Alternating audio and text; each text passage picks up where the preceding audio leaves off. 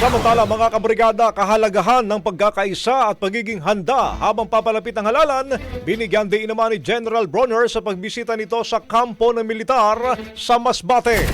Brigada Kat Austria, ibrigada mo! Brigada Live Report. Binisita ni AFP Chief of Staff General Romeo Bronner Jr. ang 2nd Infantry Battalion at 96th Infantry Battalion ng 9th Infantry Division sa Uson, Masbate kahapon upang suriin ang seguridad sa lugar sa nalalapit na national at local elections. Bigang diin ni General Bronner ang kahalagahan ng pagkakaisa at kahandaan ng mga tropa upang matiyak ang mapayapang eleksyon. Pinuri rin niya ang mga sundalo sa matagumpay nilang operasyon noong nakaraang taon na nagresulta sa pagbawas ng puwersa ng rebeldeng grupo sa probinsya. Hinimok ni Bronner ang mga sundalo na ipagpatuloy ang kanilang momentum sa pagsugpo sa natitirang armadong grupo upang matiyak ang kapayapaan sa Masbate.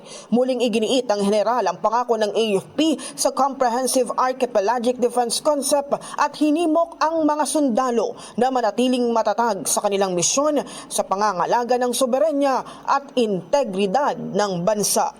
In the heart of changing lives, ito si Brigada Kat Austria ng 105.1 Brigada News FM Manila, The Music and News Authority. Bagong-bago Brigada Balita Nationwide. Ang bahaging ito ay hatid sa atin ng Power Cells Herbal Capsule. Tuldukan ang sakit dahil ikaw ang sandigan.